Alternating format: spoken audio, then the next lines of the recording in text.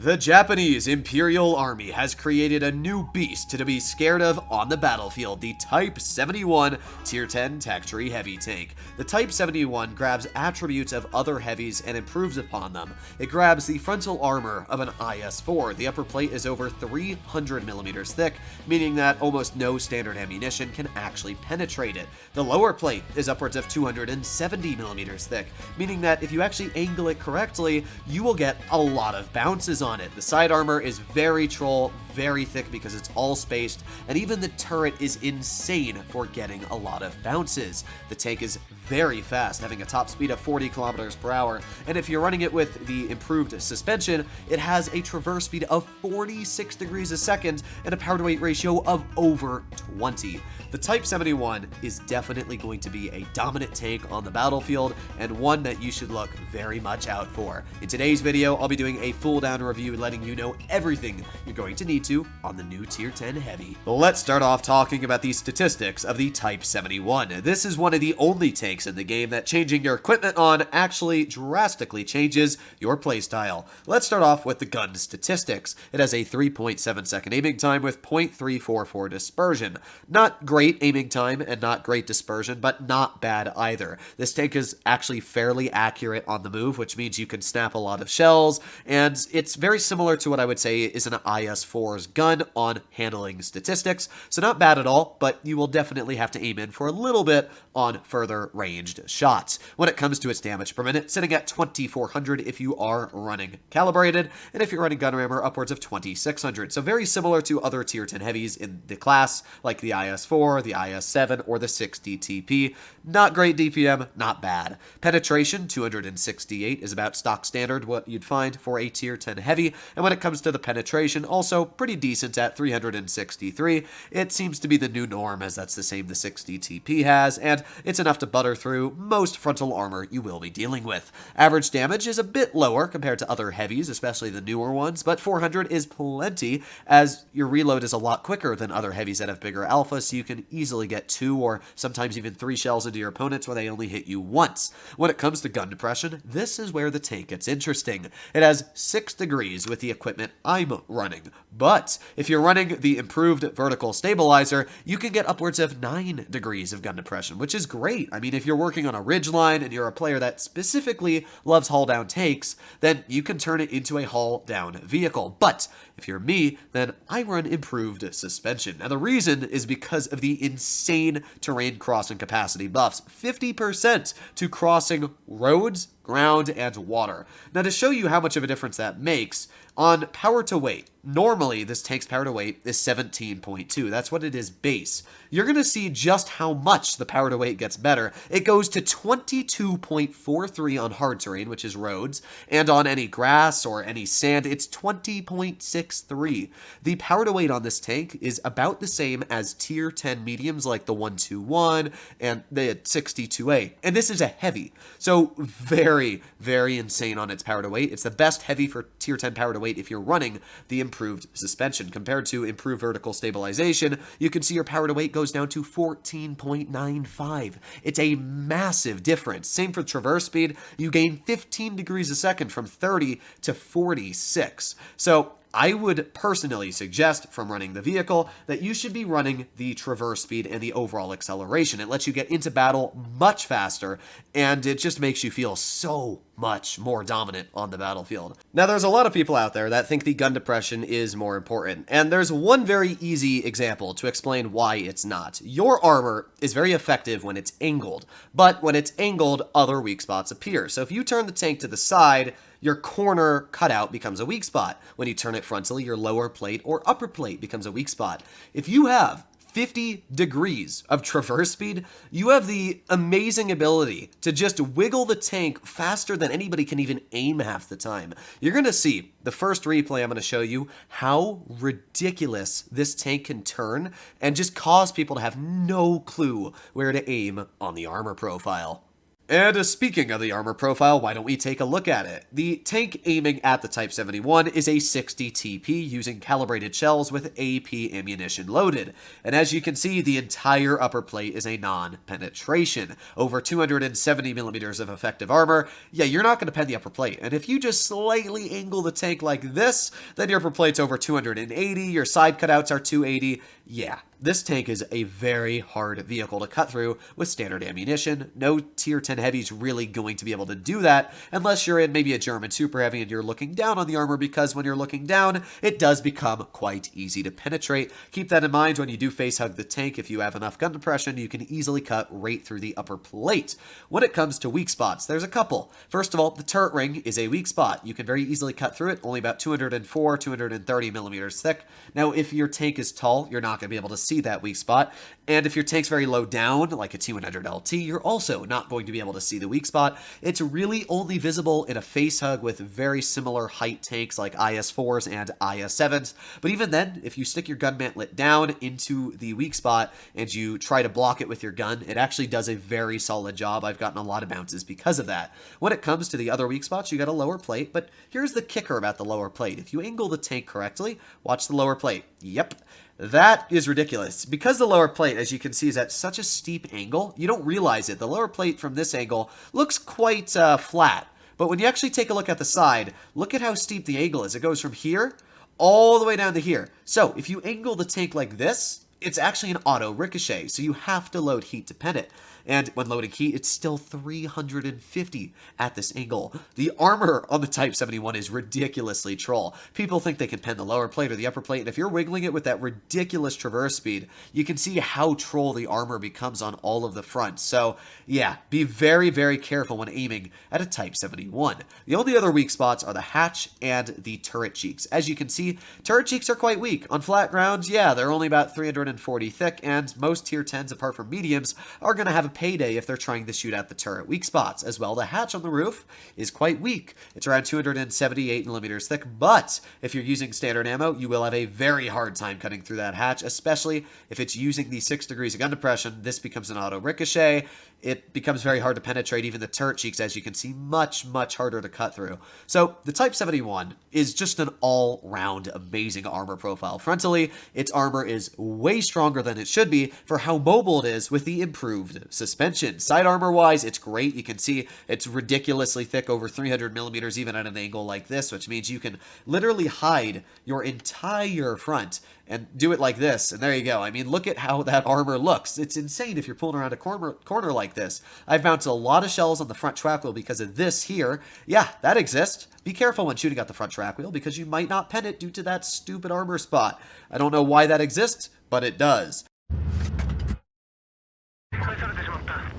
So, armor-wise, this is a dumb tank. Side, completely on, 118. The rear of the tank is 100, even the rear of the turret's 140, meaning that no high-explosive shells apart from Centurion 7.1s and 4.202s are going to be able to penetrate this vehicle. So, quite a ridiculous armor profile.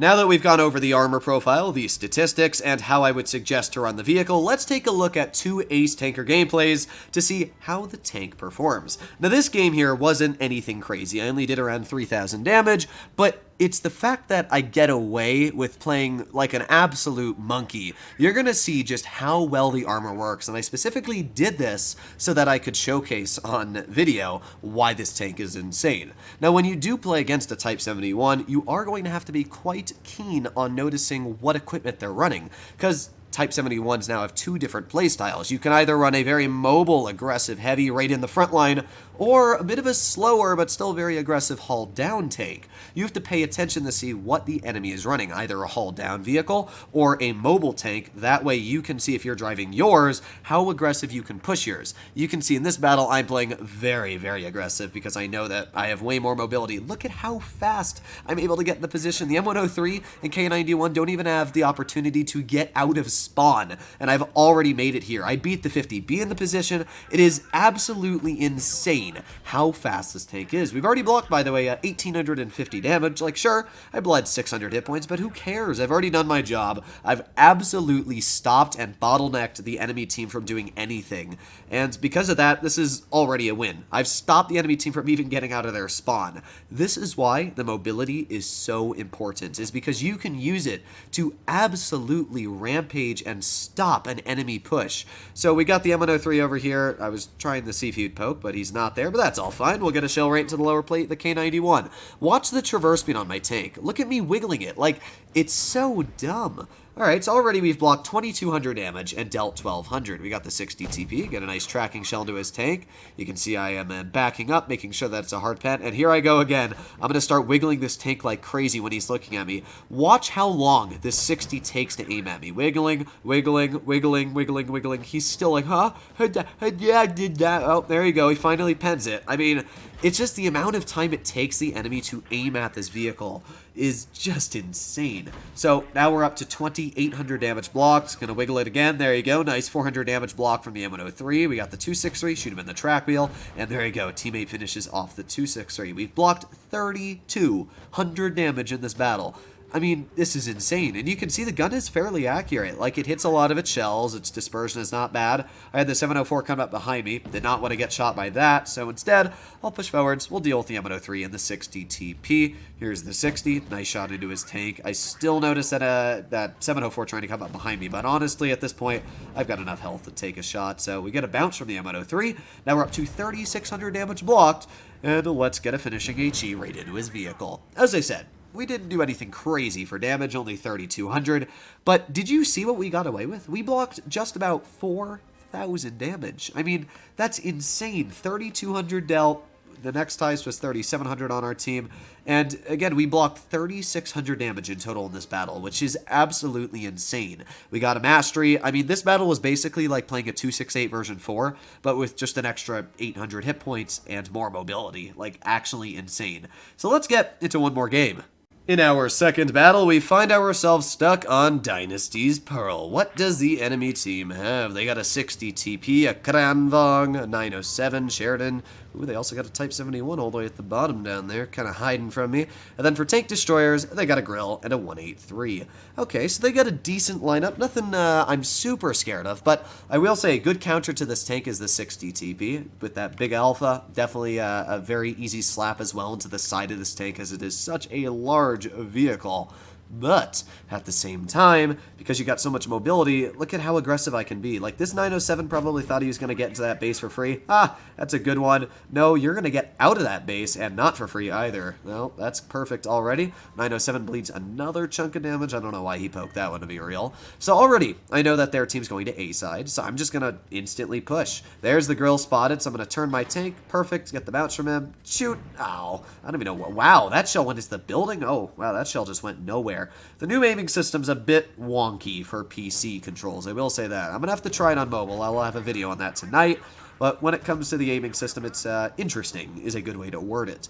So there's our T22 medium. He's going to finish him off. Nice. And now we're going to push on the Grill. I got another Type 71 with me. And this is just the tank being the tank. Like, these are my average battles in the vehicle, just being able to get away with war crimes, literally. So I'm going to push onto the Grill, get a nice ram for 362. Ooh, that's gotta hurt. That's really, really, really gotta hurt. That guy must not have been running the ramming module, because I am, and I was able to deal a lot more. So now, what do we have? We got the Krandong, we got the 183. Alright, well, 183 is first on the chopping block. He is going to clear my T22, unfortunately, but I'm going to get the last laugh, as I'm going to clear you. Okay, we got the Krandong over here, and I'm wiggling again. Look at this traverse speed. Like, this guy's like, huh? I don't know what to do. And now I'm just going to get an easy shot right into his upper plate. And again, I'm just going to wiggle like crazy. Get past him. Goodbye, Kron. Short traverse is pretty bad on the tank. Like, it's pretty bad. But because you've got such good traverse speed, who cares? Look how quick you can turn the turret with the traverse. So now we got the Type 71 over here. I'm going to drive towards his tank because I want to get some damage out. So driving, and boom. Nice. Easy shell right into his tank for 390. and we're going to continue pushing on him. We've already managed to deal 3,000 damage in this game, and here we are. Nice bounce on our side, easy pen into him. You can see he's running the gun depression module, as it's got pretty good gun depression over the front of his tank, but we don't need gun depression in these battles. Like, I'm just playing the tank so aggressive, you don't need it. And yeah, I mean, this is pretty good proof. We've already been able to deal 4,000 damage. This Type 71 is just running away as quickly as possible, but because we're faster than him, goodbye. There you go. So there goes the Type 71. All that's left is the 60 TP and the Sheridan. All right, well, maybe we'll be able to push in and get a clear speed. Go, go, go, go, go, go, go. Our Yag is aiming at the Sheridan. Yes, that's perfect for me, because that means I can get some damage onto the 60 TP. I don't know what he's doing right now. He must be driving into a turret or something, but boop, there you go. Nice shot, and with that... well, that's 3,900 damage, and then adding on the rams I was able to deal, we dealt over 4,600 damage. Also, we had that fire. So, pretty solid battle. I think this is the highest damage I've dealt in the tank yet. I've only played, I would say about 20 battles in it, and most of them were solo. That was 1,700 damage blocks, by the way. But, yeah, I've played 21 battles in the tank. I'm going 91%. Like, my average damage is not insane, and it will definitely go up, and my win rate will go down in the future. But the fact that I'm going 91% in this vehicle for already 20 games should be enough of an indicator for you that it's an overpowered tank. I don't know what the future is going to behold, especially with Update 9.1 coming out, but currently... yeah, this is not a tank you want to mess with. Hopefully you enjoyed today's video, and I'll be seeing you in the next one. Bye-bye.